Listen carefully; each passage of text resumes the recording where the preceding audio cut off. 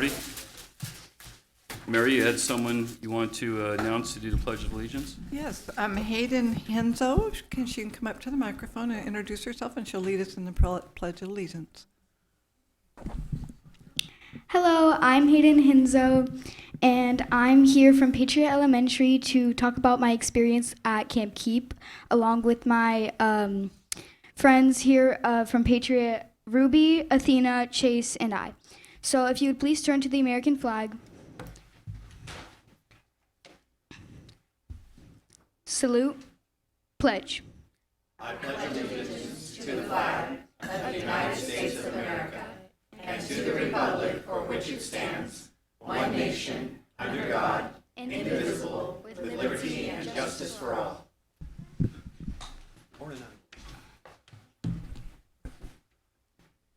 Thank you. You did a great job. Thank you. We'll move on to the roll call. Julie Beechner-Taus. Here. Joe Marcano. Here. Mary Little. Present. Jose Gonzalez. Here. Lori Eskew. Here. James Robinson. Here. Lori Cisneros. Here. Legea Austin Turner. Here. Thank you, and welcome, Legea Austin Turner.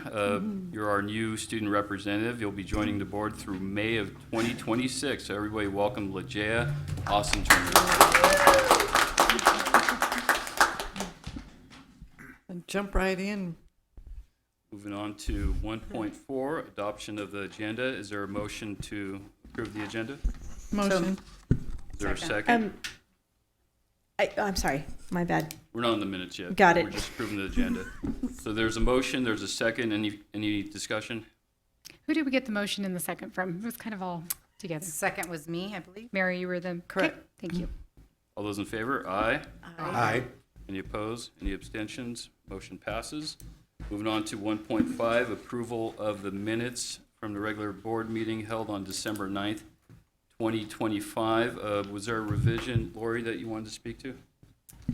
Yes, I made a minor correction to the minutes about what I spoke about at the end of the board meeting and just clarifying some points that I made about CSBA. And then it was left out my comments about the Blanton Thanksgiving luncheon. So I want to make sure that was in there. So is that in there now? Not in the one in front of us, or is it? It'll be reflected in the approved minutes. Thank you. Okay, with those revisions, is there a motion to approve the minutes from So the last moved. board meeting? Is there a second? Second. Got a motion, we got 2 seconds. Fine, whoever. Okay. Any discussion? All those in favor? Aye. Aye. Aye. Any opposed? Any abstentions? Minutes are approved.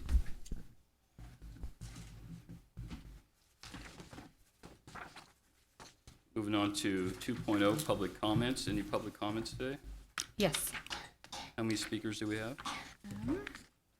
4. We can go ahead and get started with the first speaker, begin with their name. Okay, our first speaker is Ellen Schaffhauser.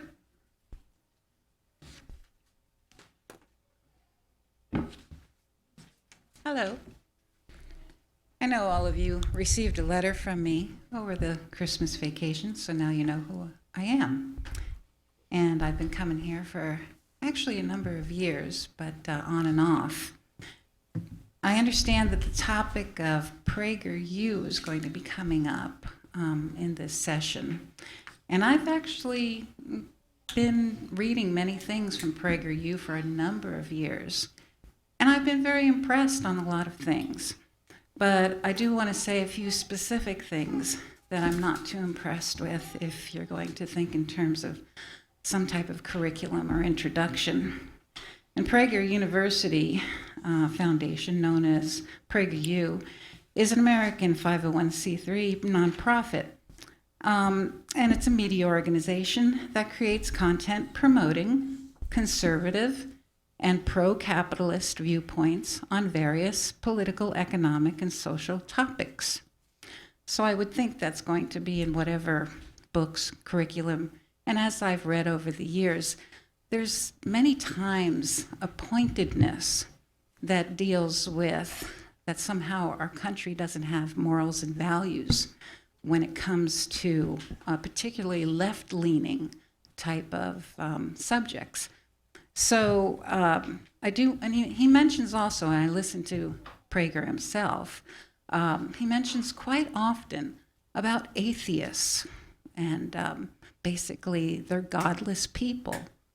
And I've known very many atheists. I'm not one myself, but I've known many atheists who, even though they may not believe in God, they have quite the values and they have quite the ethics in order to make society something that we can live together in. So I wanted to just put out a little bit more about that. Its primary mission: promote American values through the creative use of digital media, advancing specific values. The mission focuses on advancing values described as pro-American. That sounds great. But what are those values? Pro-capitalism and pro-family. That really sounds great too, while upholding Judeo-Christian principles. And so this is really, again, like the Ten Commandments, where, again, wedging in Christianity into the public school system, which we know is not something that the First Amendment subscribes to. So I appreciate you listening to me, and I do want you to think in terms also, this is not PragerU, but about ICE and it being possibly coming into our schools Thank you, ma'am. sometime in the future. Thank you for your comments. We could Next have the speaker, Adam Blazer.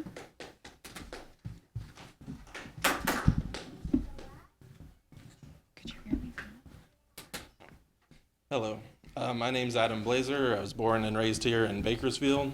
So just quickly, it was about the PragerU as well. They just seem like a very politically motivated organization.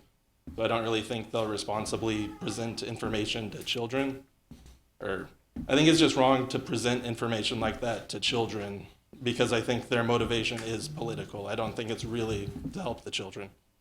So yeah, just quickly, that's what I wanted to put forward. Thank you, sir. Emiliano Tristan.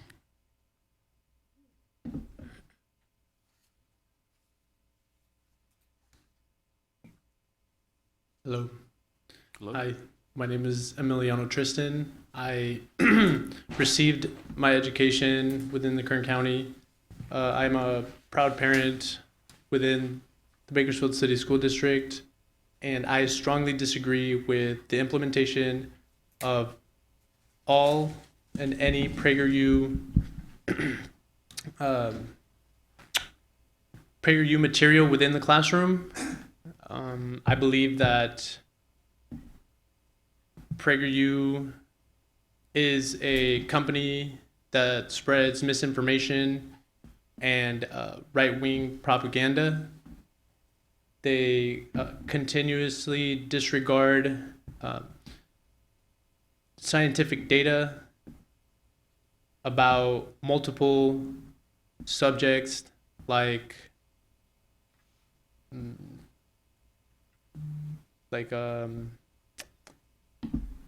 the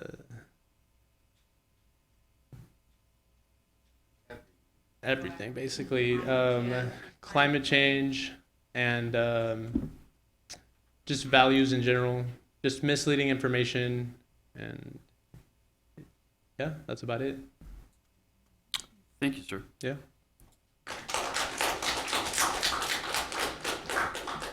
Valeria Angeles.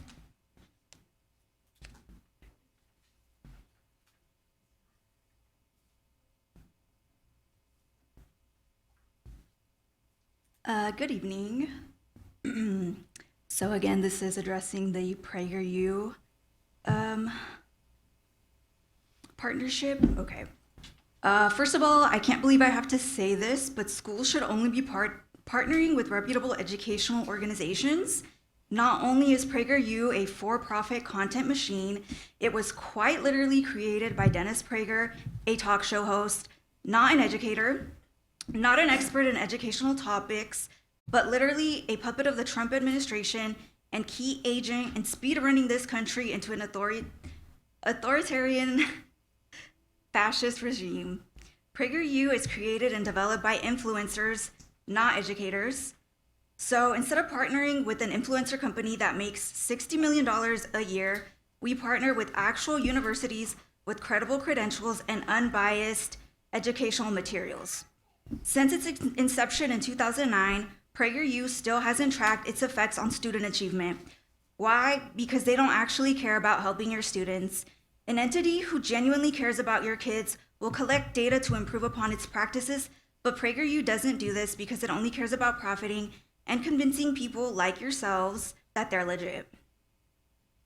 That's it. Thank you. Thank you.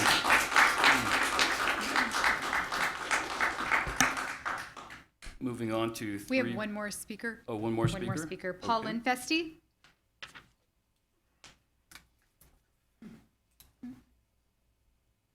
Hello, board. Sorry.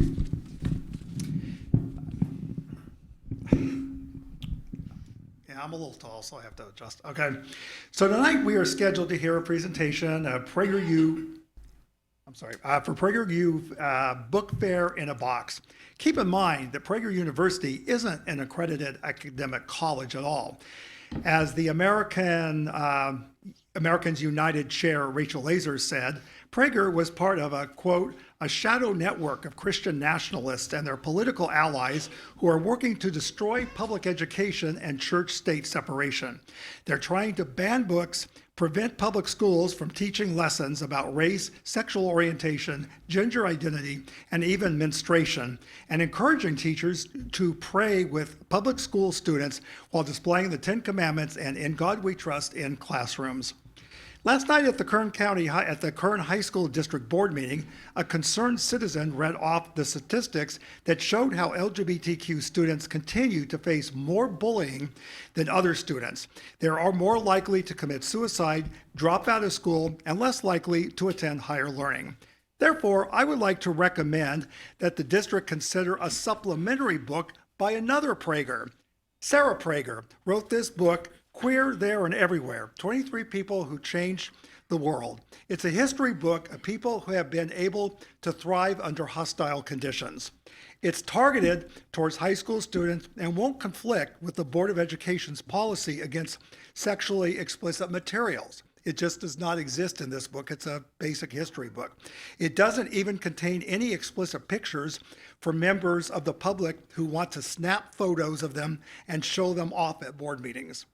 But it can help some of the students, especially LGBTQ, who have struggled to adjust in their regular schools, which, of course, those special schools come under your guys' jurisdiction. And to get back to what American United says, Christian nationalists are trying to use the machinery of the state to impose their religious beliefs on all of our children and to get taxpayers to fund this. Not on our watch. We need a national recommitment to keep church and state separate. Our public schools and our democracy depends on it. Thank you.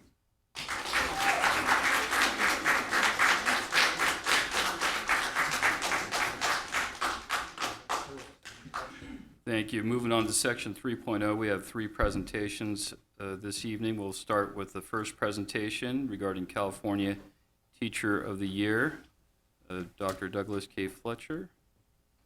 I believe there's a video.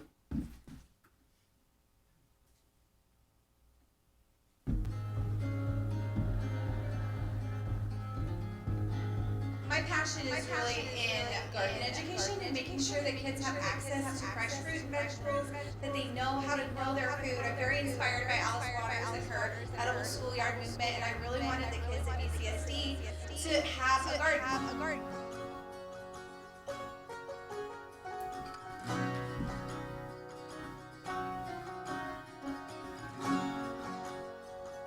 The most important part of getting kids interested in a nutritious diet is making sure that they can cook. And when they get their hands on the knives and the peelers, they're going to eat a bowl of greens for you because they made it. She's helped me improve my cutting skills, like the right postures and like how to know how to cut yourself. It makes me feel prepared for the future. The parents love it. All of our family nights, we're able to donate to our families as well, so they can just pick them up and use them for their altars, or they could use it in their cooking. So we try to give back as much as we can. Anything I suggest, she's like, oh, and she runs with it, which is so inspiring for me as a fellow educator, right? Because we need that confidence from others. I mean, we have it within ourselves, we grow that and we nurture that in our children. But for April to be standing beside me going, yes, I love that, let's go with this, is just truly remarkable. She inspires me every day to be a better teacher. You gonna make a wand? She is such a great role model, and I'm just so blessed and happy to, work with her for this semester. She's been teaching me a lot of good techniques, a lot of great games, a lot of just great strategies that I know I'll hope to incorporate in my future classroom. It's important to give your strengths to others, because after you leave, there's other people that need to be able to learn and teach the way that is the most powerful. Can you do 4, Kim? Can you do 4? Something that she taught me is that you can always be kind to like everybody. She's really kind. She's a really kind and loving person. She's very sweet and kind to others. She's very kind. Kindness. She touches every single child that she interacts with, and she makes them feel as though learning will come for them no matter what. She meets them right where they are, and she inspires as well. We have lots of amazing teachers here. BCSD is amazing, Fletcher is amazing. It's not just me, it's my garden partner, it's my amazing administration that allow me to do these programs. It's our ELP program that's strong. We have a strong after school where kids can come for free. So if I didn't have all those little bricks, I couldn't build my house. It's all a big community here, and I'm really proud of Kern County. I'm so excited that they chose someone from here so I could represent. So our California Teacher of the Year is April Ragwinden from Dr. Douglas K. Fletcher Elementary School in the Bakersfield City School District. It's my honor to present this resolution to her, and I'll go ahead and read from the resolution. Resolution of the Kern County Superintendent of Schools recognizing April Ragwinden for her distinguished service as a teacher at Dr. Douglas K. Fletcher Elementary in the Bakersfield City School District, who has been named a 2026 California Teacher of the Year and selected to represent Kern County and the state of California as California's sole representative in the National Teacher of the Year competition. Whereas April Ragwinden is a certified reading interventionist with 2 decades of teaching experience with an innovative student-based approach, and whereas April Ragwinden builds strong relationships with her students and invites families into classroom conversations, emphasizing how family well-being supports student success. And whereas April Ragwinden created the Fletcher Edible Schoolyard program, converting what began as a small garden into a thriving learning space complete with a hydroponic farm, an electric composter, and regular lessons in cooking, sustainability, and environmental stewardship. And whereas April Ragwinden has transformed the way young learners engage with science, health, and sustainability, creating a model that inspires students, educators, and the community through her groundbreaking work with the Edible Schoolyard and expanded learning program. And whereas April Ragwinden embodies the values of innovation, creativity, and lifelong learning, continually implementing new approaches and serving as a role model for her fellow educators and an inspiration to the entire educational community. And now therefore be it resolved that the Kern County Board of Education and the Kern County Superintendent of Schools hereby express their deepest appreciation and heartfelt gratitude to April Ragwinden for her outstanding achievements as California Teacher of the Year. And be it further resolved that the board extends its full support as April Ragwinden represents our county and state in the National Teacher of the Year competition, proudly showcasing the exceptional quality of education and innovative teaching practices in Kern County. And be it further resolved that this resolution be entered into the official minutes of the Kern County Board of Education, and that a copy be presented to April Ragwinden as a token of our esteem and recognition of her exceptional contributions to education and student success. Adopted this 13th day of January 2026.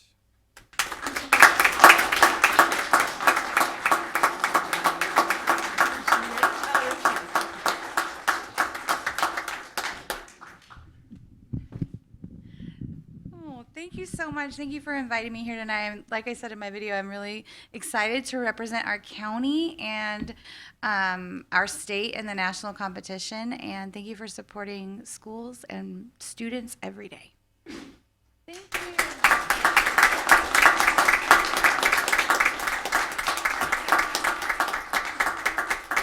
Joe, you got to get a picture of her.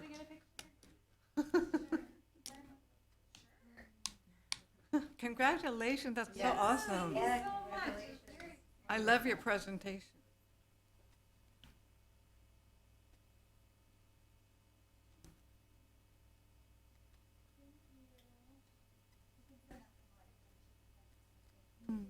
Thanks again.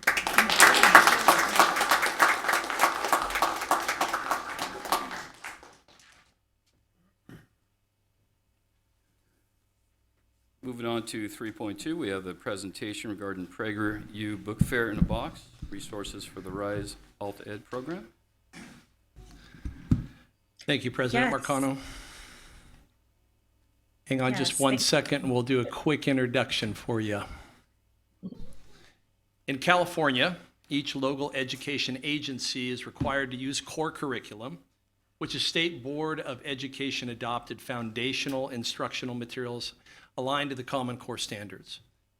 Supplemental materials are flexible, target-driven resources for teachers used to enrich, reinforce, or intervene, supporting rather than replacing core instructional materials. The Board of Education has invited a PragerU representative tonight to present information on their supplemental materials, and we welcome them into the conversation. All right, thank you so much.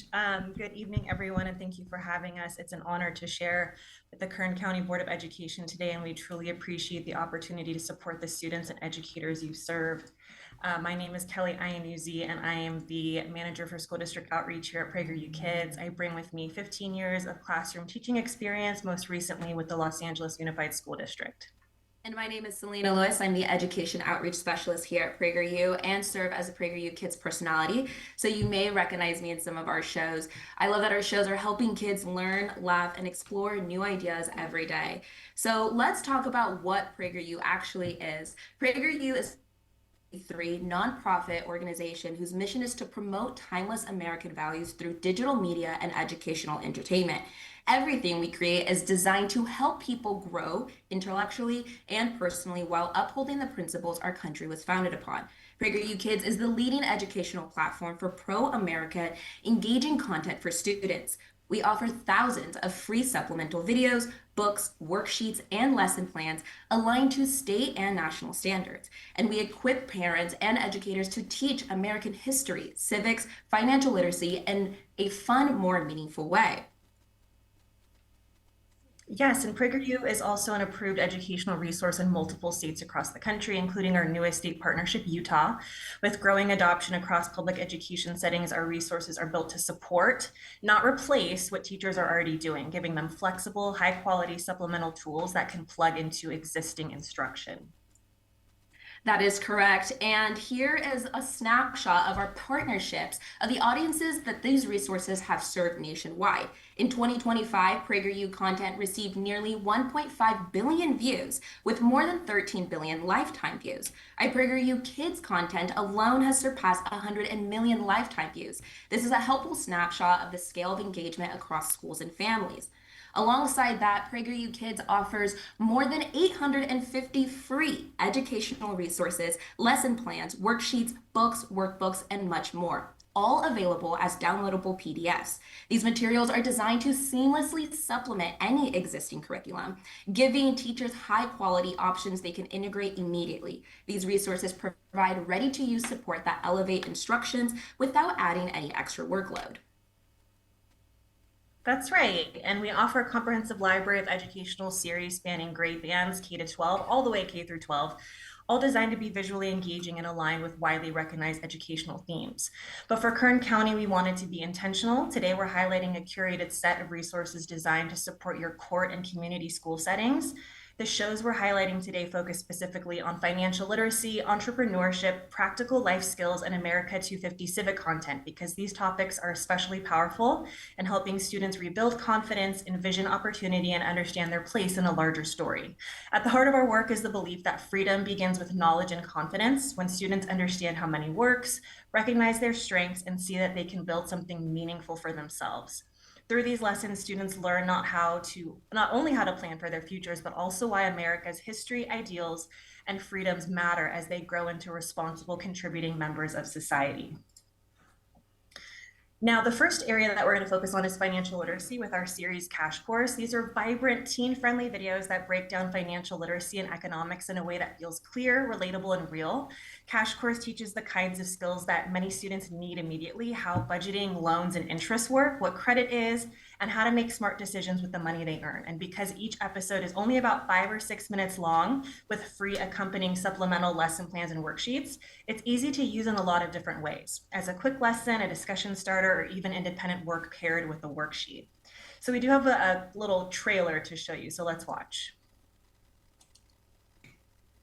A financial literacy show from PragerU that will teach you the ins and outs of finances and all about your money. No, this is not. Can we turn up that volume on it? We'll be taking you on a fun fiscal adventure. Learn the basics of budgeting, buying, saving, and debt, and a whole lot more. And don't forget, parents, you might learn a thing or two as well. For students who may be working towards stability or their first job, these lessons can be empowering because they help students understand systems that often feel confusing or intimidating. It's practical, it's confidence building, and it helps students start thinking, I can manage my future. So financial literacy isn't just an academic topic, it's a life skill that helps students avoid money mistakes and move forward with more control and independence.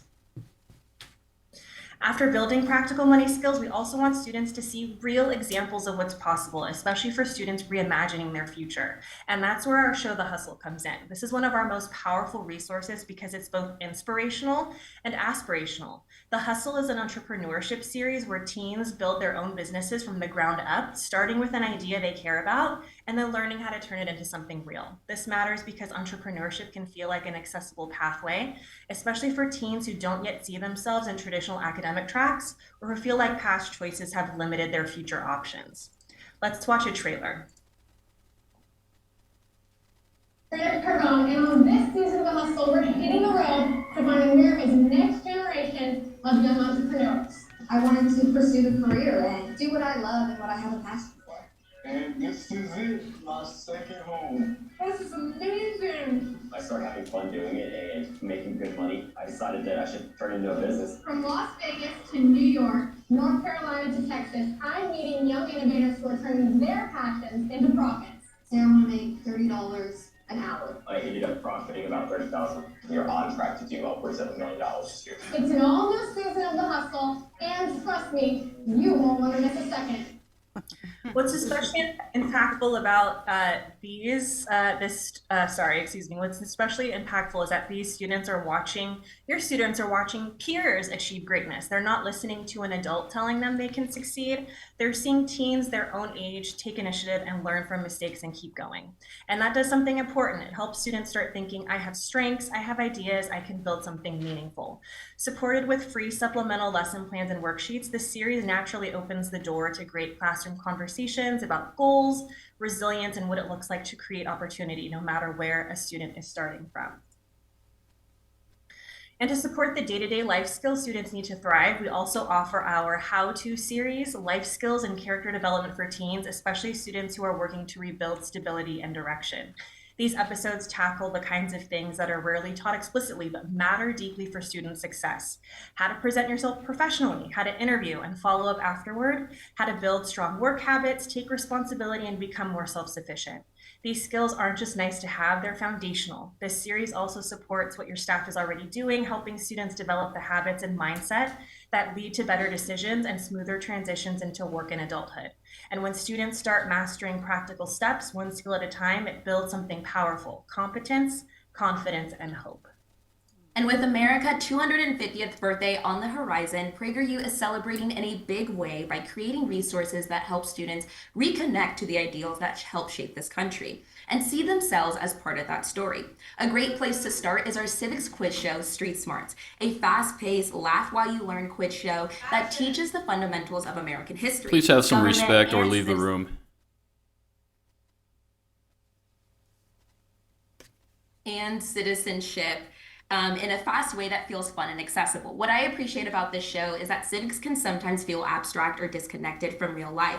Street Smarts break down those big ideas into something that students can actually enjoy and participate in. It covers topics like the Constitution, election, American symbols, and national holidays using humor, quick challenges, and real-world examples that keep students engaged. Let's watch a video. Civics Edition. I am your host, Colin Fontanita. I'm Selena Wood. Uncle Sam. We are here to teach what kids know about the U.S. Constitution. And we are here at the beautiful Santa Monica Pier, and we are going to see what kids know about the Declaration of Independence. Let's go. Let's find out.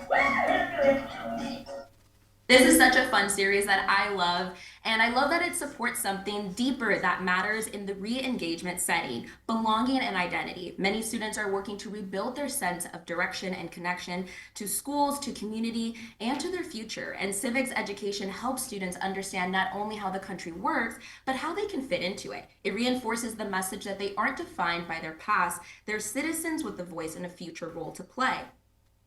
I'd also like to highlight 2 upcoming releases that will expand our civics and history offering later this year, both designed to be short, engaging, and classroom ready. And fun fact, you will actually see me in this series. Our first show, U.S. Citizenship 101, premiering in February, is a series that is built around topics that are covered in the U.S. Naturalization Civics Test, but it's delivered in a way so students aren't overwhelmed by what can sometimes feel like dense material. This content gives students something concrete and empowering, like fundamentals of how the country works and what being a citizen actually means. And for Kern County specifically, students might come from diverse backgrounds or families with different experiences of civic identity. This series helps make sure that every student has access to the core knowledge that helps them navigate adulthood, understanding government, rights and responsibilities, and the foundational story of the country that they're growing up in. But most importantly, it reinforces the message that supports re-engagement. You belong here, you have a voice, you're part of something bigger. Yes, exactly. And then our next new show is History in 5, premiering at the end of this month. These short, highly engaging episodes break down key U.S. history concepts into simple, age-appropriate explanations in 5 minutes. They work perfectly as supplements during American Revolution or Constitution units. For Kern County, this series supports America 250 efforts by giving students a quick, engaging entry point into the nation's story. When history feels clear and doable, students are more willing to lean in. And these short episodes help students not only learn what happened, but start to understand why it mattered and how those ideas still shape the country they're growing up in. And then lastly, PragerU is also honored to partner with the White House to bring America's founding to life through cinematic, story-driven educational content. Our goal is to help students not only learn the facts of the revolution, but understand the human courage behind it. Our Founders Museum series does exactly that. It introduces students to the signers of the Declaration, the influential women of the Revolution, and the pivotal events that shaped the nation's earliest years. These videos make the founding era tangible for students, connecting names in a textbook to real people, real sacrifice, and real principles that continue to define our country today. That is right, and one of our videos from our Founders Museum series features Caesar Rodney, a lesser-known signer whose dramatic overnight ride while gravely ill secured the tie-breaking vote that pushed Delaware towards independence. His journey reminds us of the extraordinary risk these men were willing to take, risking their health, their fortune, and even their lives for the cause of liberty. Let's take a look at this video.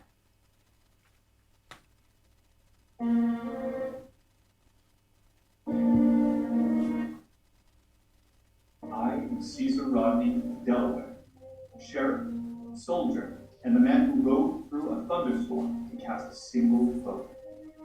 John Adams called me the oddest-looking man in the world, but he said there is sense and fire, spirit, wit, and humor in his countenance. I'll take that kindly. On July 1st, 1776, Delaware was split. One for independence, one against. I was 80 miles away and ill, was needed. So I rode through the night, and on the morning of July 2nd, still wearing my riding spurs, I broke the tie. That day, Delaware joined the cause. This nation was not built by perfect men, but by committed ones. Be the kind of person who rides through the storm.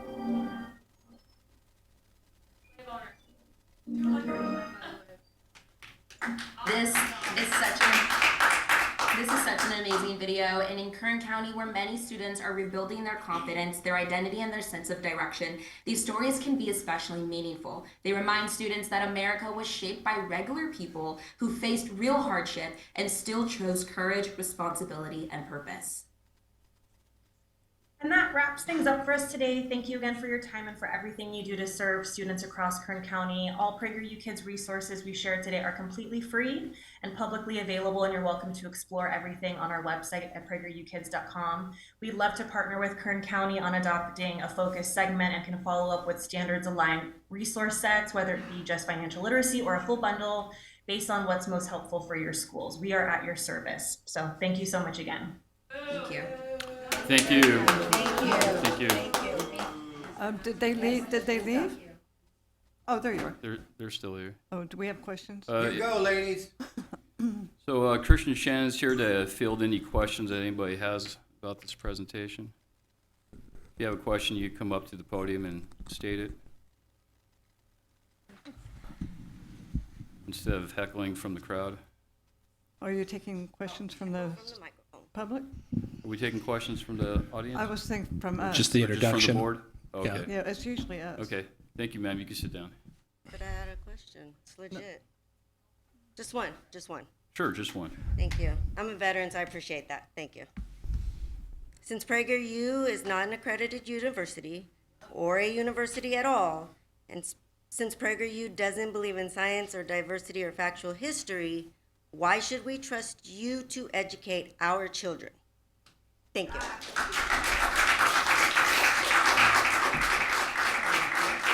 is it our time to respond?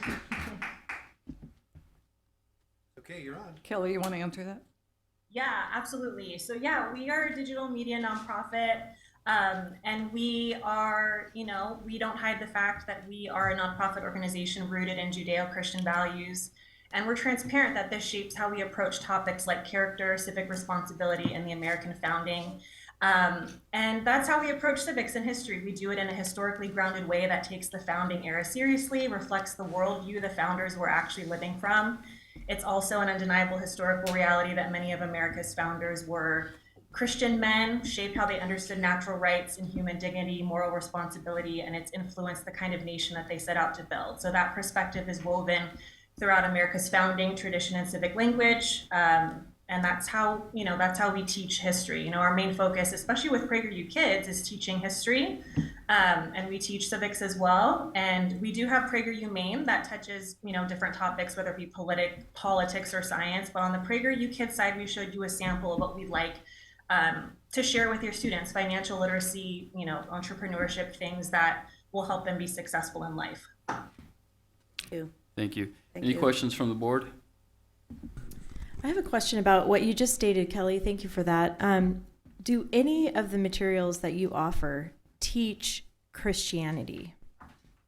Not explicitly, no. None of Okay. our resources teach a single religion. In fact, a lot of our resources teach about all different religions. Thank you for that, because I agree with that we don't want to teach Christianity. And I understand that what you were saying is that you are a Judeo-Christian, you had that take on how you're presenting, but you're not teaching the religion. I'm just clarifying that. Okay. Yes, correct. And then, it's undeniable, our country was founded by Christians, by Christian men. So when we Right. go into teaching history, that's the lens that we teach from the foundation, from the founders' views. So how would you implement your resources or your literature in the school or in our schools? Yeah, so I think that the resources that would best serve your community, which would be financial literacy, entrepreneurship, especially for the community schools and for the court schools, these children need opportunities. And I think if they learn how to manage their money, if they learn that this is a spectacular country to be an entrepreneur, to start something. If they have an idea, they can build it from the ground up. And I always joke, the hustle is very inspiring to me. I started a bakery after watching this show. So, and a lot of the kids talk about the amount of money that they're earning. And I think that's super inspirational and aspirational for your community to see, look, if I have an idea, this is the country to start it in, and I can build it from the ground up. And I joke, I was an elementary school teacher for 15 years. A lot of the kids on the hustle are earning more than I ever did as a teacher. So it's really great. And I think for your population that it would be really motivational to see teens of their age be successful as well. So do you place this in a one place, or is it accessible to everybody, or do you give it to the teachers? How are you going to do that? How would you recommend? Yeah, so our website is accessible to everybody. So if you wanted to go to pragerukids.com, all of our shows are available for free. And then underneath, if you go to the show, underneath each episode, you'll see a free lesson plan and a free worksheet. So again, everything is previewable, viewable to the teachers, viewable to all of you. And again, we're supplemental. And I think a lot of our episodes are really great because they're standalone. So whatever a teacher is teaching in the classroom, if I were teaching a unit on the gold rush in California, I would go to PragerU Kids, type in Trailblazers. Oh, they have an episode on John Sutter. Let me see where I can plug this in. So it's really supplemental, plug and play to really supplement what the teachers are already doing. Do you have somewhere on your website that shows, I know earlier you mentioned that the standards are aligned with California state and national. Do you have a place where it shows those standards that align? Well, yes, all of our lesson plans are aligned to Common Core Anchor standards. Okay. And then what we've done with our specific state partnerships is, this is something that Kern County is interested in. What we've done is we've created alignment documents where we will take all of California standards and then create that bridge, that alignment, and then list all of our resources that directly aligned to that specific California state standard. So if that's something that you would like, we could definitely provide that for you.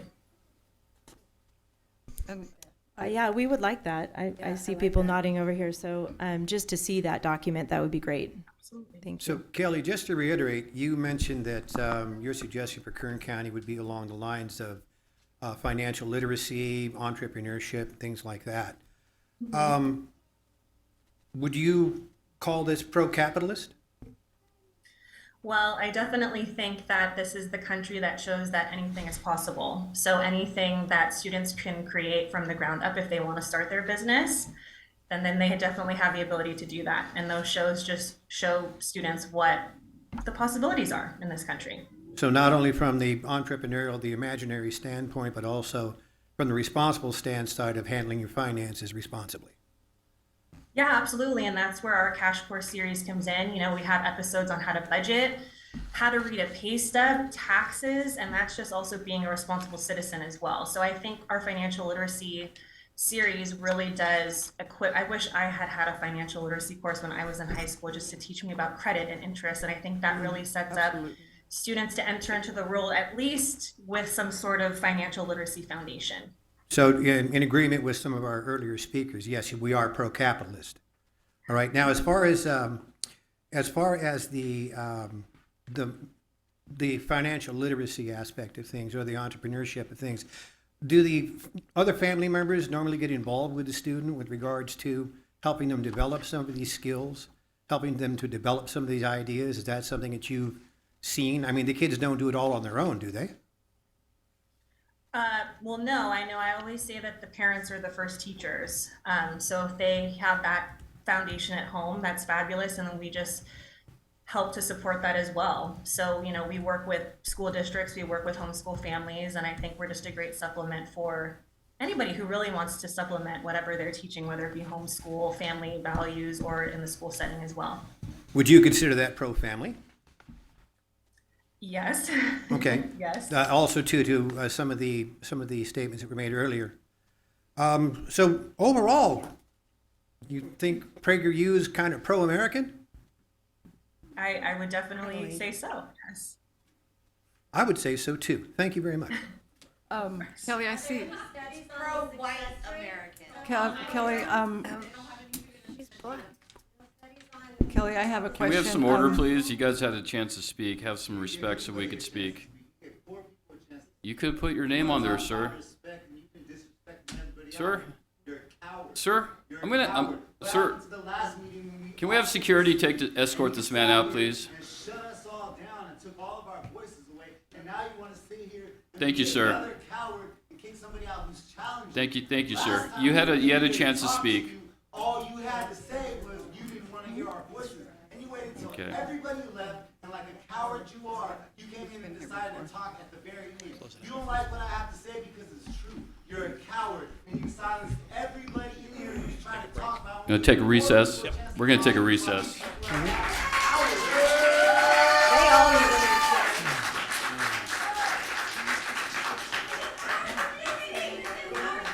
No, y'all need to go.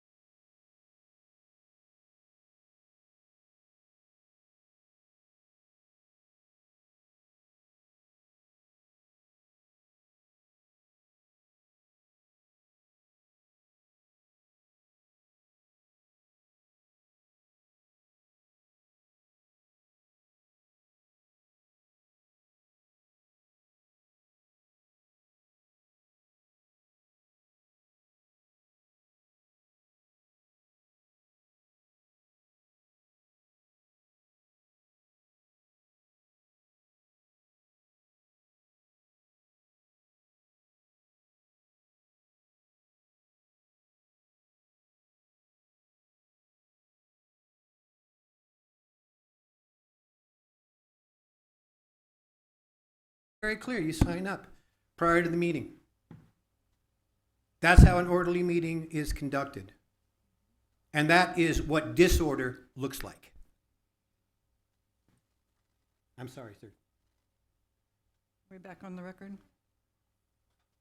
We ready to go back on the record? I believe so. I sure am. Any other questions from the board? Kelly, I see in your literature that you have coming soon is a book fair in a box. Is that ready yet? Yeah, we do have a book fair in a box, and I don't know, I know we had chatted previously about the layout of it. So the whole purpose of the book fair in a box is we wanted to provide alternatives to book fair options that are currently out there. We have 2 and 3 stands with 17 of our titles, 2 to 3 samples of each of our titles that range from our K-12 library. So that includes stories for our young students, K-2, of American holidays, national monuments, community helpers like Let's Meet a Police Officer and Garbage Collector. And then we jump into presidential biographies. We jump into westward expansion. We really wanted to get young boys excited about reading again. So we created a Trailblazers of America series where we feature Daniel Boone, Davy Crockett, Lewis and Clark, so the students can learn about westward expansion. And then we also talk about global issues. And if that's something that Kern County is interested in, we can definitely chat about that and provide maybe one of your schools a sample of that. We are piloting that program right now, and it's just to gather information, and then we're going to expand it beyond the pilot. So yeah, we definitely have that option to share as well. Do you have testimonials from any teachers or students? From the book fair? From anything that, like your literature, your teachings, or? Yeah, we do. We definitely do. And where could we find those? We do. I think we might have some testimonials on our website, and then I might be able to just send you screenshots that we receive as well. Since our student representative has gone to our Court Community School, do you have any thing you want to say about this? No. No? Okay. Oh, don't be scared. I just want to make sure that if you have a voice and you want to say anything, you're more than welcome. Okay. Right, anything further before we move on to the next presentation? Anything further from the board? One more question. This has been Prager's objective since its inception, right? Is to go ahead and to move programs like these out into the K through 12 arena. It's a newer development. Initially, our founders, Alan Eshrin and Dennis Prager, they wanted to create, PragerU for college students. And then we saw that there was a need for K-12 resources as well. So PragerU Kids is a little newer, about 4 or 5 years, 5 years old, where then we started developing K-12 supplemental resources. And our VP likes to say, we're not looking for return on investment. We're looking for return on impression, just to get our materials, our solid materials, wonderful, beautifully designed materials into the hands of as many students as possible. Well, thank you for what you do. Thank you. We appreciate Kelly, everything you do as well. Have you worked with any Corton Community Schools yet? No, you would be our first. Okay. Our superintendent has to be absent tonight, so I'm sure he will look at this presentation later, and then we can get in touch with you. Absolutely, and I think, were you able to receive our supplemental guide, our brochure with all of our resources? Yeah. Got it right here. Yeah. Okay, And perfect. So that lists everything we have, all of our videos, our lesson plans, our worksheets, and then all the different shows that we offer. We have a lot more than what we presented to you today. We just wanted to give you a handful. Well, this is quite a But bit. that is a comprehensive resource of everything that we have. Is there a way we could get in touch with you if we have questions, email or? Absolutely, yes. So I can provide you my email address. And can I ask just a question about the presentation of this to Corton community students? Is this obviously it's an online platform. Is it something that they're checking into, or is it just the teacher using it as a possible resource? Or Yes, is there a guided online portion of this where there's a roster and students have achieved mastery in certain areas?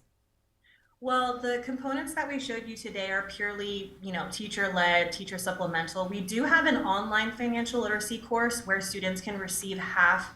That's actually for New Hampshire, I apologize. We do have a financial literacy online course where students can go through modules, take quizzes, and then have some formative assessment and some summative assessment at the end. So that is available as an online course as well. But majority of what we presented today would be teacher-led supplemental. Okay, thank you. Good question. Thank you, Kelly. Thank you, Selena. Thank you. Of course. Thank you so much. We appreciate your time. Have a blessed evening. You too. Take care.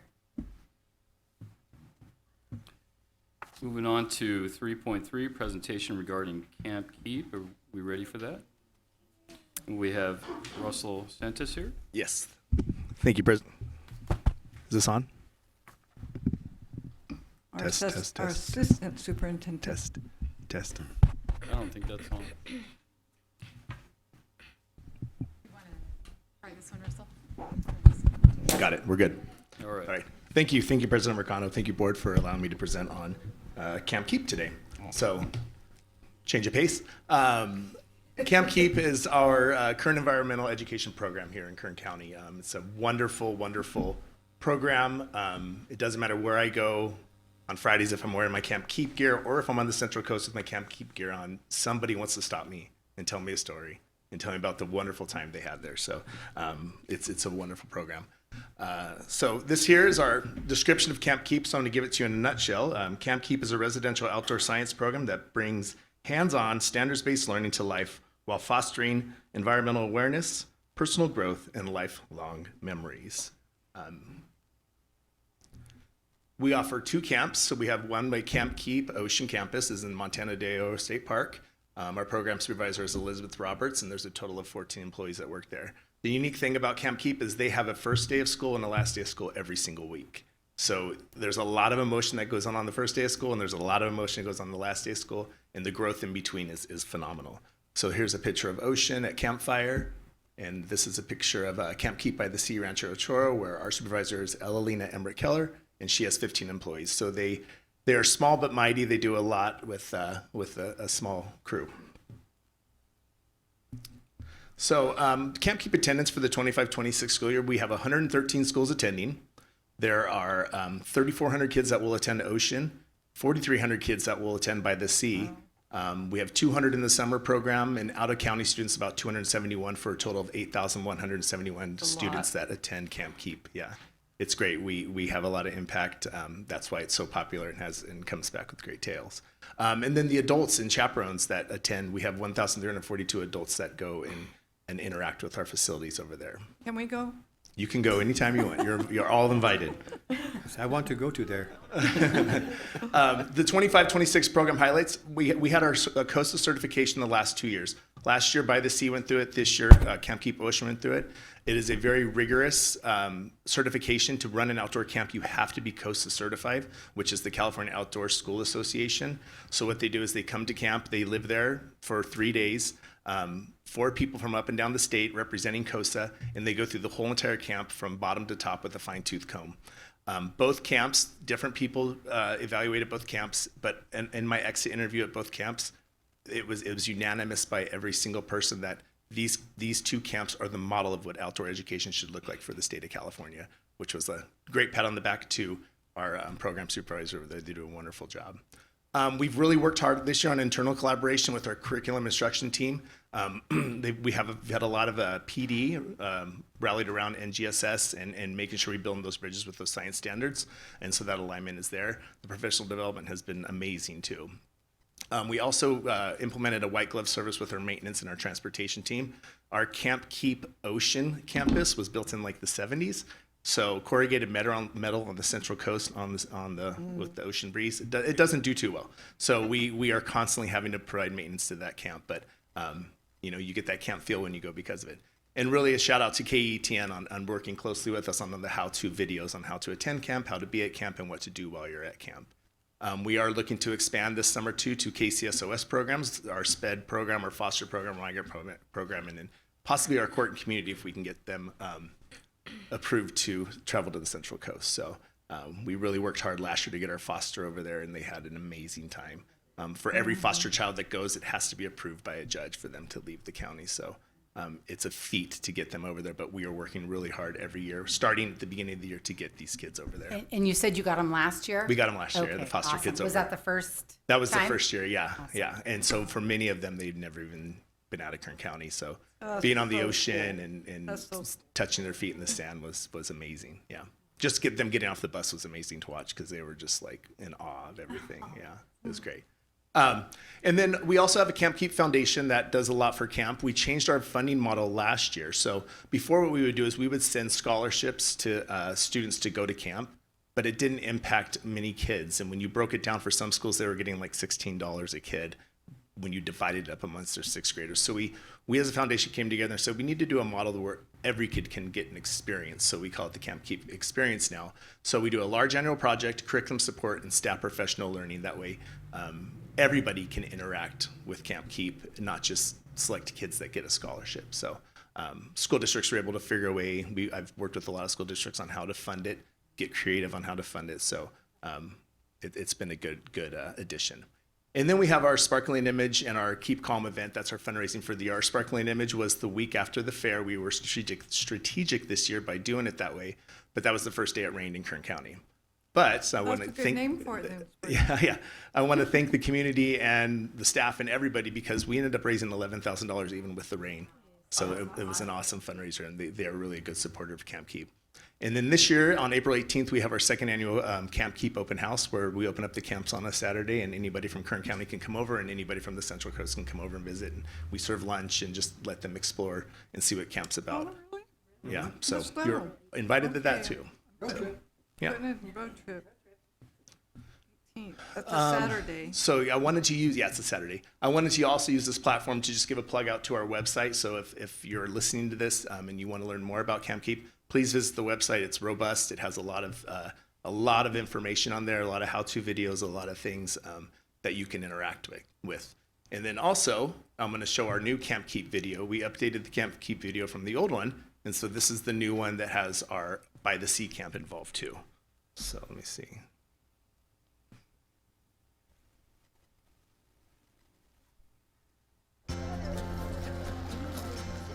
That is the coolest thing I've ever seen in my life.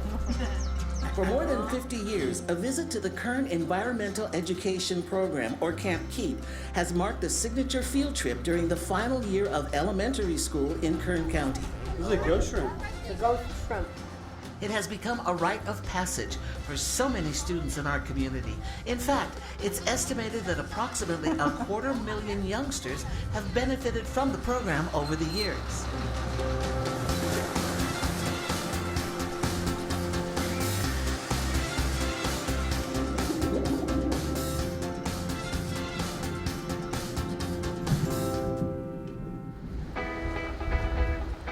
At KEEP, the classrooms have no walls, and instead of bookwork, students get plenty of footwork, exploring the world around them.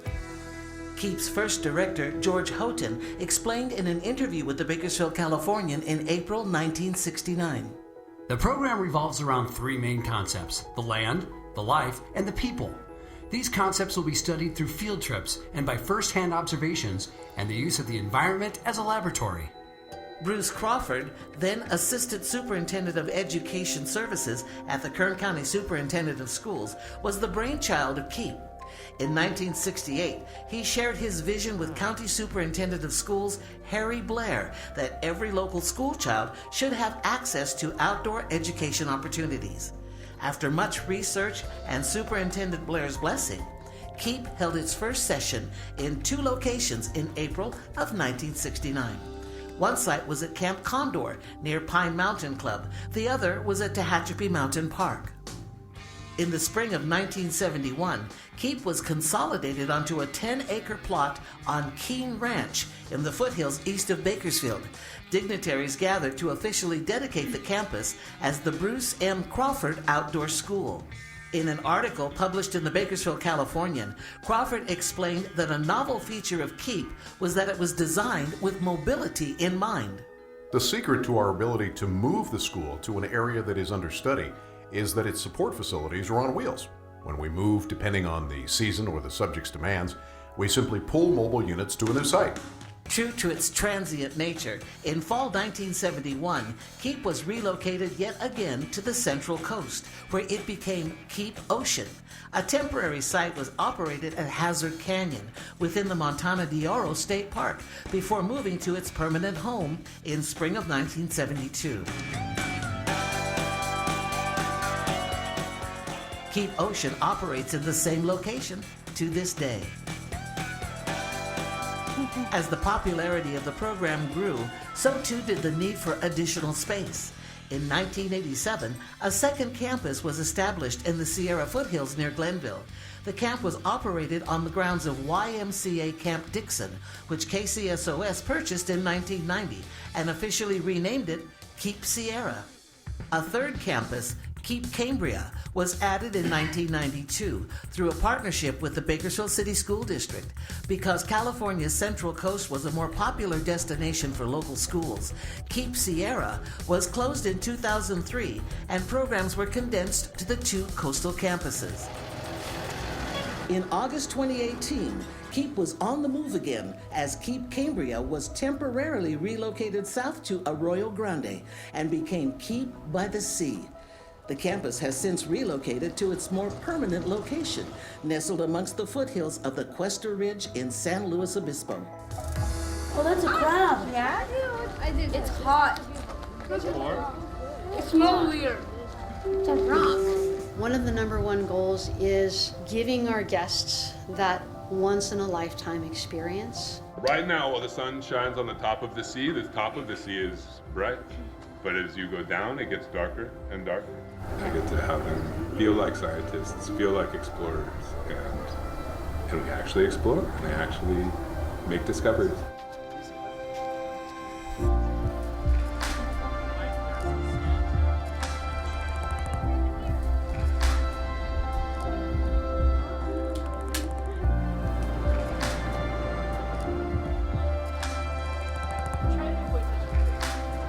Outside of the science education that students receive during their stay, the experience has lasting social benefits as well. Students, teachers, and counselors share the enriching experience of living in cabins together, eating community meals, learning on the trails, playing science games by starlight, singing songs around the campfire, and falling asleep to the sounds of nature.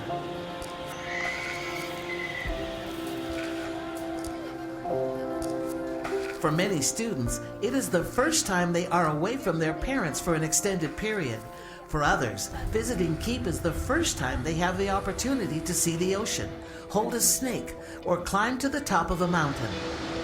It's a week away from school, but you're still learning stuff, and you're learning it really fun.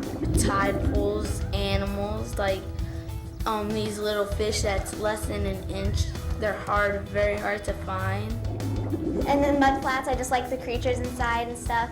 When you dig and stuff mud, and I like it. Because once you think about it, you're looking at the largest ocean in the world, and like nature is beautiful.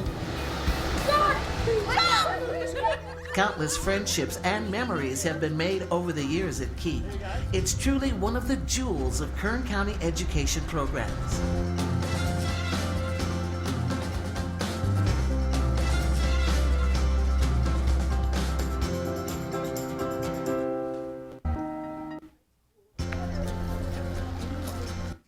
All right. So that's my presentation. Again, like I said, it's one of the jewels of Kern County. It's such an amazing place to visit. But you heard from me, and it's not that great to hear from me. So Mr. King, I want to thank him for bringing, so he's the principal at Patriot Elementary. He rallied some kids to come and give you firsthand about their experience at Camp Keep. There's going to be a brief little statement. So you guys can come up and say your name and tell us about your experience.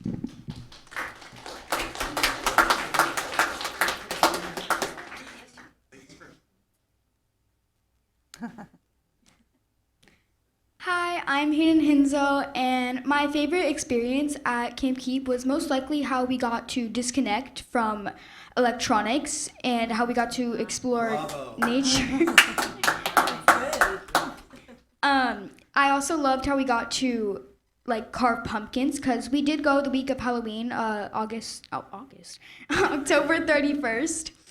And it was an amazing once in a year type of tradition.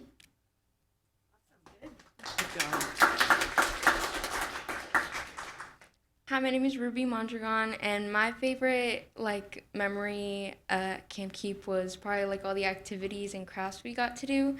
We got to make little wood chip name tags, and it was just really fun to do that and hang out with your friends all week.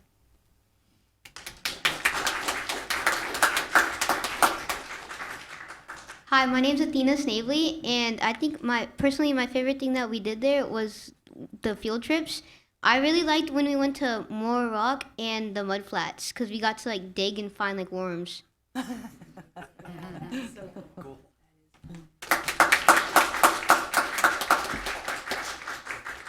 Hi, my name is Chase Allen, and my favorite part was the after dark activities. We did a scavenger hunt and a night hike, a couple of days, and we also sang songs and stuff.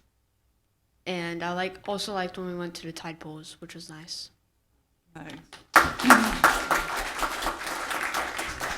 Thank you, students. And again, thank you, Mr. King. Thank you for coming. You guys can take off whenever you want. Unless you guys have questions for them. Anyone have any questions? I just have one thing to say, because I've been there 3 times, once as a 5th grader and then as a counselor and as a teacher, and it's incredible. It's like a well-oiled machine how they run that thing, and it's great. I mean, the kids really come away with some amazing experiences, so thank you for what you guys are doing. Great, thank you. No, I just want to say I still like digging for them worms too.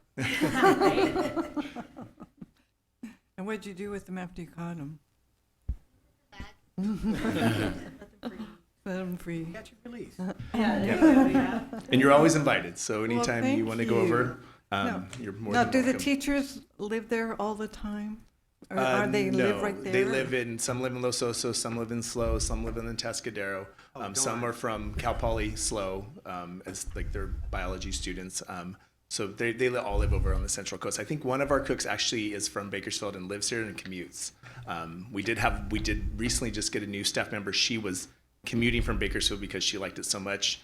I don't know if she wants me to tell you this story, but she owned a small home here, like the tiny homes, and she was able to talk to like a trailer park or a mobile park over there, and they allowed her to move her tiny home from here to there and put it there, and now we were able to hire her as full time. So, yeah, I get emails probably daily from somebody finishing some program somewhere that went in the 80s or 90s or 2000s, and they want to know if they can get a job there. So, Yeah. I get inquiries as far as Florida to do summer camps. I mean, daily there's constantly inquiries on how they can. So how many kids do you, over the years, would you estimate? Oh, since we opened. I mean, what was it? 69 was when it started. Yeah, 69, yeah. Yeah. I mean, it's hundreds of thousands. Yeah. Well, how And I mean, many- you can go anywhere in this town pumping gas with a Camp Keep shirt on. Someone's going to tell you a You story. said, you said like 8,000? Yeah, about 8,200 this year. We usually average around 9 to 10,000 a year. So that's the number as of right now. But as the year goes on and we can fill other people in the program or the summer program grows, we can do that. We really That's want over to. 100,000 kids. Yeah, it's a lot. That's a lot. So do you think alternative school will get to go this year? We're working on it, but it's going to be a judge situation too. Right. Yeah. Allowing them to leave Because town. a lot of those kids, have never even seen the ocean. And Right. a lot of them have never left Bakersfield. Right. And that's our push is we really want to, really get some inclusivity there. And so, we've purchased things for special ed to make sure that like kids in wheelchairs can go on the long hikes. We've done a lot of things to put things in place. We piloted the Foster and it was such a huge, success for those kids that we're like, okay, we got to do this every summer. Our struggle is staffing. So our naturalists are off in June and then they go and travel Europe for a month and then come back in August. And so we really don't have a July staff. So we're really trying to figure out a way we can pretty much make it a year-round camp. Piggybacking on Trustee Eskew's comment about the kids from the continuation schools, and you said that a judge would be involved in that? Mm-hmm. And a social worker and. Okay, so would the judge be more inclined, or the social workers or whoever's involved with these kids be more inclined if there were in fact more adults there to supervise? So when we had Foster, we were pretty much 1-to-1. So for each student, there was a chaperone with them. So there are always adults ready to go. It's just a matter of where they are in their program or where they are in their, I guess we could say, their rehabilitation to see and the level of offense that they are there for. So there's a lot of contributing factors as to why we're pushing. I mean, we push to get them there, and so it's just a matter of the system letting them actually go. Anything we can do to continue to push here? No, I mean, I think we got a pretty good thing. We got it pretty worked out on the Foster side, so we're going to apply that to that side now and see what direction we can go with it. So wonderful. We'll get them there one way or another. I think it would be life-changing for them. Oh, for sure. For sure. Yeah. And yeah, it's life-changing for a lot of those kids that go there. They come back. They're ready to come home, no doubt. They need to take a bath. Yeah, I went as a teacher and as a principal and as a teacher by that last day. I rode the girls' bus home. I wouldn't ride the boys' bus home because that boys' bus was a little ripe. But yeah, no, it was a good time. It was a good time. But thank you. I appreciate it. Oh, thank you. Thank you.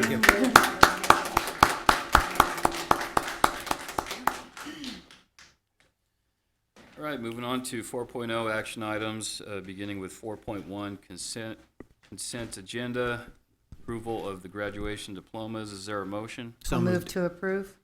There's a motion, there's a second. Any discussion?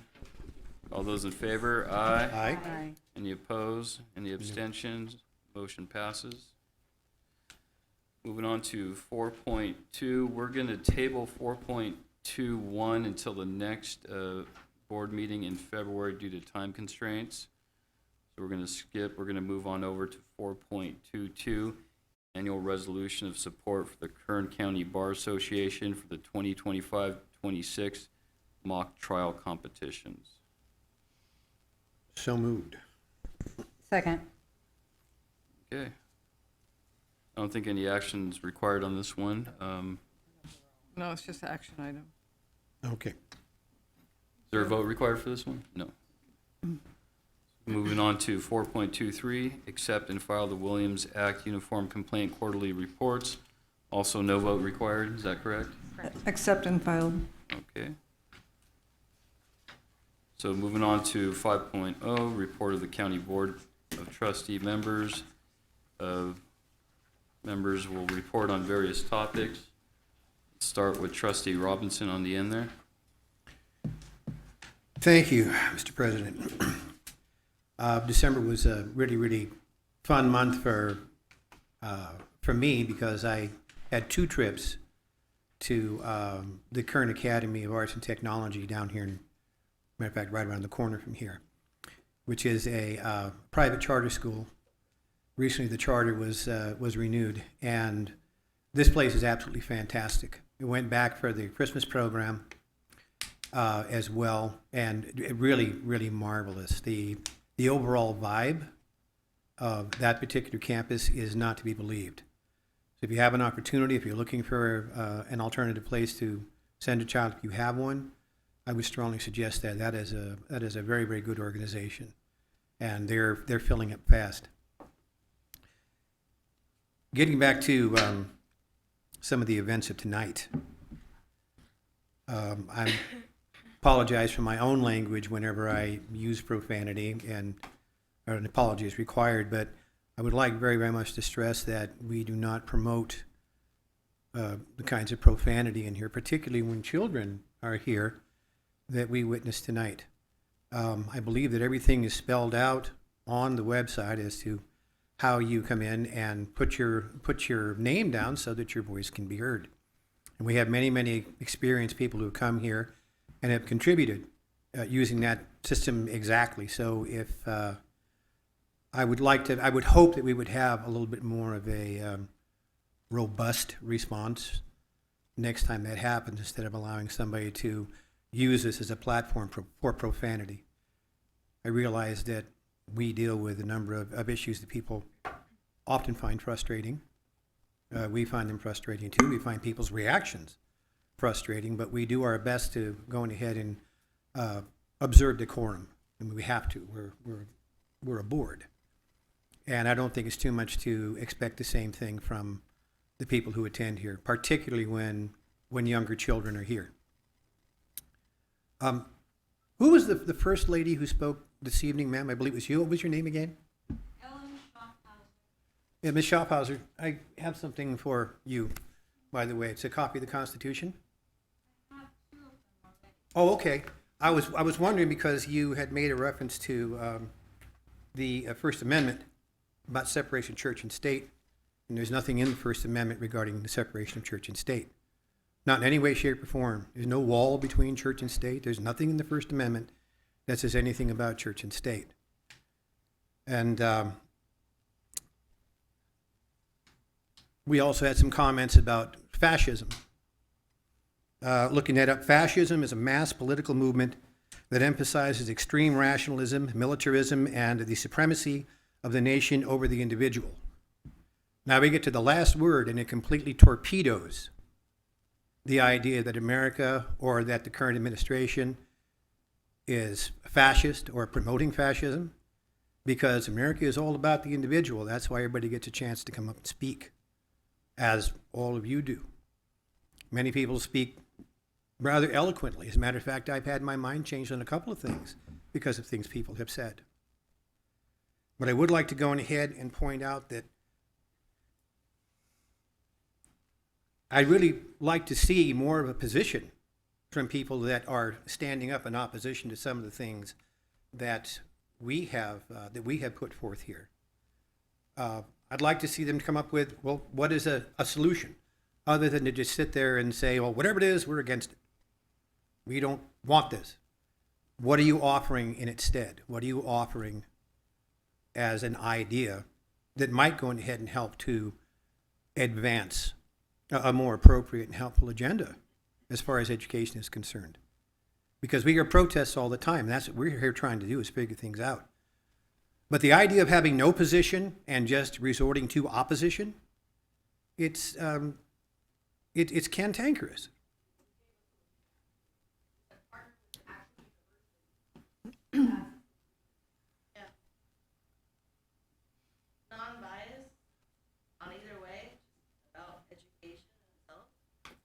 What would you suggest? Excuse me, is this, No. okay. We're not. All right. I'm sorry. I'm not trying to discourage discussion, but I cannot encourage it. But I just wanted to go ahead and point out your voices are certainly appreciated, even though we may not agree with them. But again, if you could please, and you might want to remind some other people who might be prone to getting a little bit worked up in a setting like this, to please refrain from profanity. Let's show at least that much. I'm not pointing a finger at anybody here. The gentleman left. But I just wanted to go ahead and bring that up. I thought it was important it should be mentioned, and I yield. Thank you, Trustee Robinson. Trustee Eskew? Well, Happy New Year. It's going to be a good one. Santa season was amazing. We did 80 appearances from the 1st to the 25th of December. Season was amazing. God was great. Kids loved it. Everything was great.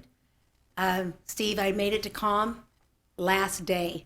The next day it rained. You guys shut down early. I didn't get to see you, sorry, but I did get my train ride. And also on the 24th of December, judges ruled the schools may not hide students' gender transition from parents. I ran my campaign on that a lot. I don't believe that teachers want to hide things from parents because they want communication and open lines. And I ran that, and I was so excited about it that got reversed. I'm sure that, you know, our government in Sacramento is probably going to fight it. But, and it started with 2 teachers in Escondido that sued the Escondido Union School District over what they thought was a bad policy. We want to leave the lines of communication open between parents and teachers. There's already, if your students are feeling like something's going to happen at home, we already have things in place that they can tell their teachers. We have, it doesn't matter, we don't separate children. Whether if they have a gender identity problem, they think their parents are going to have a problem. The teachers are mandated reporters. We already have things in place for students that think that something, if they're going to be abused. So quit separating our children. Again, you are born a male or a female. Mistakes aren't made.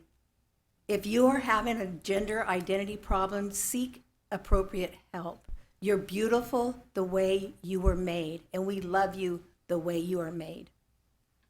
So seek counseling, seek help. And adults, if you are feeding into this, you need to seek help. Need a biology class. Yeah, because you're born male. Basic biology. Male, female. But male, female. There's dogs. You can't make babies unless you're male, female. Animals can't make babies unless they're male, female. So see, because you are made perfect the way you are, and we love you the way you're made. And so there's open lines of communication. So it's called AB 1955. It got reversed, and I am excited about it. So Happy New Year. My New Year's starting on the right foot. Thank you. Thank you, Trustee Eskew. Trustee Beechner-Taus? Nothing major to report from my area. A couple of highlights for some high school students that will be participating. Bakersfield College will be hosting a very large public speaking contest on January 23rd. So that's open to several of the high schools in Kern County that will be participating. And then we're also working on a statewide FFA field day in which we'll host probably close to 800 high school students from all over the state of California up at BC, so that's exciting. And then my comments are just, kind of in relationship to these presentations. From my perspective, we're not normally a body that is suggesting the presentation. This is the first time that I've heard of the PragerU. So I found it interesting and informative, and I did have some questions. And so I appreciate when things like this are on the agenda so that we can explore them. And what I would just simply say to the public is that we want to remember that at the heart of the Kern County Board of Education, we are, serving the court and community schools. We are dealing with students who, their educational path has been challenged, their life has been challenged, and it is our goal to attempt to reach them in the best way that we can.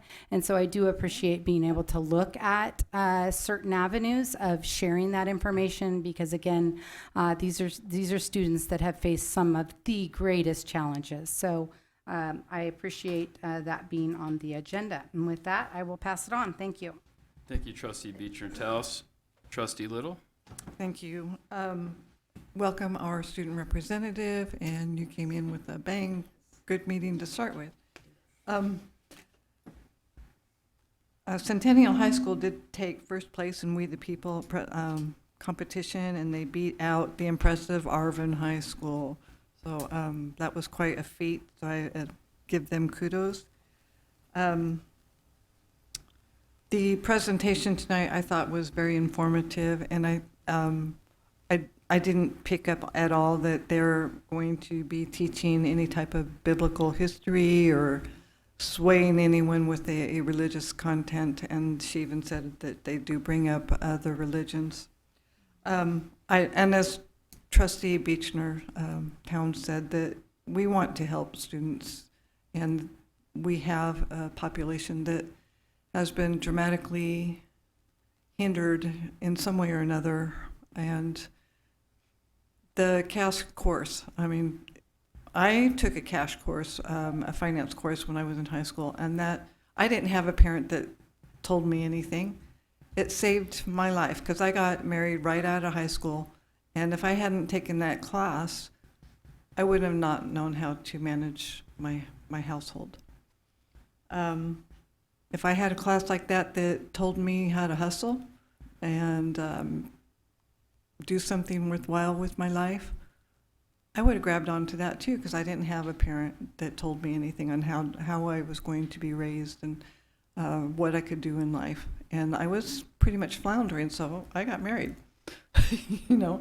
But our kids are facing the same kind of things, and for them to have a class like that or a supplemental information that would help them in their classes, I think it would be wonderful. I look forward to more information on this if we have them back, or talk to our superintendent about it. I don't know what we're going to do on that at this point. And I did have Greg Edward interview me. It's with the CSBA, or it's California Teachers Association, sorry. And so he interviewed me. It was a great conversation, him and his mother, and it was very delightful. We had a really good conversation. And he interviewed me about some of my views and my things that I think about, and why I do some things that I do here. But as I told him, he knows me. He's been watching me for years and years. So I did appreciate the time that he spent with me on doing that. And then CSBA did contact me, and they wanted me to be a part of a focus group.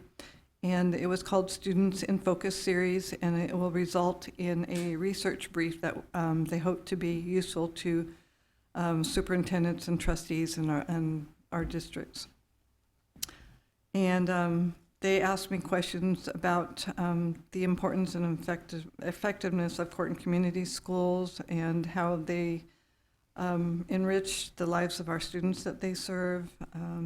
They asked me about common misconceptions about county-operated court and community programs, and what are unique challenges facing the field today, physically, structurally, and otherwise. So, and that was just a few of the questions. I was able to give some great insight and answers on some of the things that we do well in Kern County. And I think that's going to make a big impact in CSBA. I was so excited about that. Then today, Where is my paperwork? I swear I can lose paperwork in a second. You know, we were in an amicus brief that went to the Supreme Court on the gender, Title IX, thanks. And so that was heard today. The Supreme Court did not make a ruling as of yet, I don't think. And, but it's sounding like they're going to uphold the state law that forbid transgender athletes to complete unschooled sports teams for girls. But the ruling may not directly affect California and the liberal-leaning states for now. So that's what this article says. 25 states say a student's biological sex at birth should determine who can play on girls' or boys' teams. And then Chief Justice Roberts and Alito said that the court must define what is sex discrimination under the federal Title IX law. And Alito asked, how can a court determine whether there's discrimination on the basis of sex without knowing what sex means? Because the people that they were asking questions for were not able to identify what sex of a male and a female were, which is kind of concerning. And then it goes on to state that Kavanaugh said California and the blue states will face a problem if Title IX separates athletes based on their biological sex, not their gender identity. So I look forward to seeing what the Supreme Court rules on this issue. I just wanted to keep you updated. And I don't have anything else. Thank you, Trustee Little. Trustee Cisneros. I want to start by welcoming Lejeya. We're glad you're here, and stick with us, okay? This is going to be a good experience. You'll see and hear a lot of interesting things about our community and our country, and so there will be a lot to learn, and I'm really glad you're here. I remember meeting you at the Thanksgiving. As soon as you said the Thanksgiving luncheon, I totally remembered talking to you there, so that was awesome. Last week, I attended another training with the Association of California County Boards of Education, ACCBE. I was nominated to be the one to attend those, and I've actually been enjoying that. I'm learning a lot. So I learned that their mission is to empower county board trustees with confidence and collaboration with peers. I met some great people across California who were part of this meeting, and their website is a great source of information, including a downloadable trustee handbook. I know we have one through KCSOS, but that's another version of it there. So if you go to accbe.org, and then there's a resource tab, all kinds of great stuff there. So I'm just reporting that to you. And as I go to these meetings, I'll just let you know what I learn, and I know we'll have the opportunity to attend a conference in the next couple of months. So in February. February, yes, I'm looking forward to that. And I think KCSOS might be presenting. Yes, we will. Yes, so that'll be good. This year, as you know, is the country's 250th anniversary of the signing of the Declaration of Independence and the founding of our nation. Many schools and county boards across the nation are planning a special week during the school year to celebrate that. There's a foundation called 1776 Project that has a downloadable resolution to use as a template for school and county boards. The resolution includes a week-long celebration called America's Semi-Quincentennial Week. That's a great word. Yep. Semi-quincentennial. That means 250. It's pretty cool.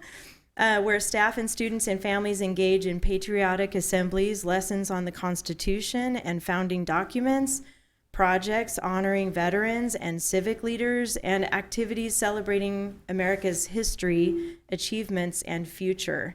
So I'd like to see us do that I'd like to add that to the February agenda where we can look at that resolution and talk about it. It's basically just declaring a week of celebrating our 250th anniversary as a country. Why don't you write a resolution? I can do that. Okay. What do you think, Mr. President? Is that okay to bring that to you? Yeah, we could put that on the next agenda if you want. Thank you. And there's a great opportunity for students to participate in a contest as it relates to the 250th anniversary. And this is through the America's Field Trip. It's a nationwide student contest sponsored by America 250, the official nonpartisan entity charged by Congress with planning the nation's semi-quincentennial, also known as the 250th anniversary of the signing of the Declaration of Independence. America's Field Trip invites students in grades 3 through 12 to be part of this historic milestone by sharing their perspectives, so you can actually participate in this if you're interested, on what America means to them, with the chance to earn a once-in-a-lifetime field trip experience at one of the 16 different iconic American landmarks or cultural sites, including Mount Rushmore, the National Archives Museum, Kennedy Space Center, and Yellowstone National Park. It's a pretty great opportunity. They get a 3-day, 2-night trip, and this is in July and August. So they're accepting these applications. So if you're interested in doing that, you would go to america250.org/field trip. And all that information is on there. There's an application, and I think it's a great opportunity for kids to think about why they love America. And then there's another something from the U.S. Department of Education, and Secretary Linda McMahon are launching another competition where high school students can show off their knowledge of our great nation's founding ideals. And that one is at presidential1776award.org. And they have $250,000 to give away to these students who apply and write an essay and tell what they love about America. So 2 great opportunities to either go on a trip or get some money for students. So I hope you guys out there listening will participate in that. And I appreciate living in America. My favorite thing about America is that we have this freedom of speech, and that even as uncomfortable as it was earlier, I appreciate that we can talk about this. Topics that are difficult for some to talk about, that don't agree, and this is what makes America America. So as uncomfortable as it is, I welcome these discussions. I think it's rich, it's good, and thank you. Thank you, Trustee Cisneros. Trustee Gonzalez? I have nothing to report. Thank you. Thank you. LaJaya Turner, welcome. Hi. Would you like to report? I just want to say thank you guys for having me today. And that's it. You're welcome. Well, thank you for being here. If I may too, President Mercado, Pardon me? if I may, Certainly. our new president. Oh, thank you. Congratulations to the Kennedy Thunderbirds. They won state championship. That's they're in Delano. That's the first time they've ever won state. So congratulations to them. Public comment. Thank you for those of you who spoke and followed the rules. There are 5 of you that put your name in, which is what you're supposed to do. Put your name in, submit it before the start of the meeting. The rules say 3 minutes each, or 20 minutes per topic. I didn't make those rules, but those are the rules. Sorry for those of you who didn't speak because you weren't familiar with those rules. Just always remember, like Trustee Robinson mentioned, you know, we have a student here, at least one student. We have a student trustee, LaJaya Turner. Let's be a good example. Let's be adults. Let's respect each other. Trust me, I disagree with people for a living. And there's a and there's a way to do it respectfully. You know, we don't have to agree with each other, but let's show some decorum. Let's show some respect, and let's each take turns and not speak over one another.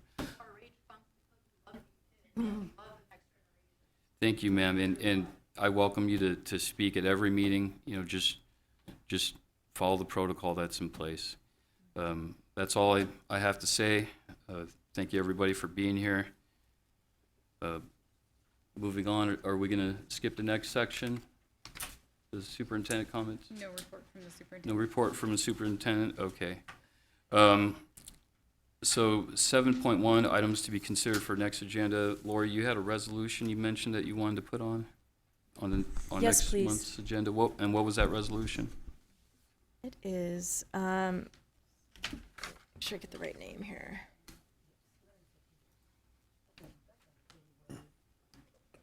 Yes, I gotta find that word so I can remember that word. Okay, it's America's Semi-Quincentennial Week. America's Semi-Quincentennial Week. Okay. Do you want to put something together and draft it, and we'll consider it? Yes, please. Thank you. Thank you. I would like to put something on next month's agenda. I feel it's a little hypocritical to limit the public to 3 minutes and not limit ourselves at the end when we speak. You know, granted, we are elected officials, so we should be able to speak freely. Normally, we average 5 minutes or less per speaker. Just a thought, you know, something we could put on next month's agenda. We could further discuss it at that point if you guys think. Does anybody here agree with me that we should have some sort of limits for us? On speaking? Report. This is referring to reports of board members. To our board member report at the end. No, I don't think we should limit it. Sometimes, we usually keep it within 5 minutes. We did pretty good today, around 5 minutes. But every once in a while, every once in a while we go longer. but- Lori was 6.5 minutes. Lori's always 6.5 minutes. Mary was 6 minutes, 9 seconds. What was I?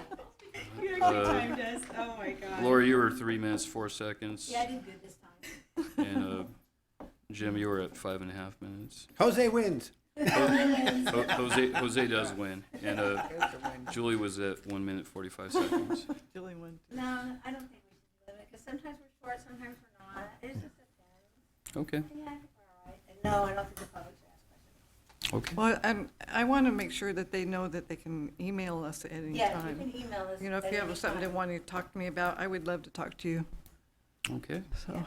Email us anytime And- you would like. Okay. And also, too, President Marcano, Yes, sir. if I could, I'd also like to propose an agenda item of all of the historical documents, sans the Ten Commandments, to be posted in those schools under Kern County Board of Education jurisdiction. You want to talk about that again? Beg pardon? No, I don't want to talk about it. I don't want to talk about it, but I'm not going to. Right. I believe that all of those documents were important. I think it's a shame that one of them has been such a bone of contention, but the other documents are still important. All right. Not necessarily agreeing with you. I just appreciate your comments. But if there's nothing further, we'll go ahead and adjourn the meeting. Our next meeting is February 10th at 6:30 p.m. And it's 8:14. We'll go ahead and adjourn the meeting. Thank you, Mr. Thank you. President.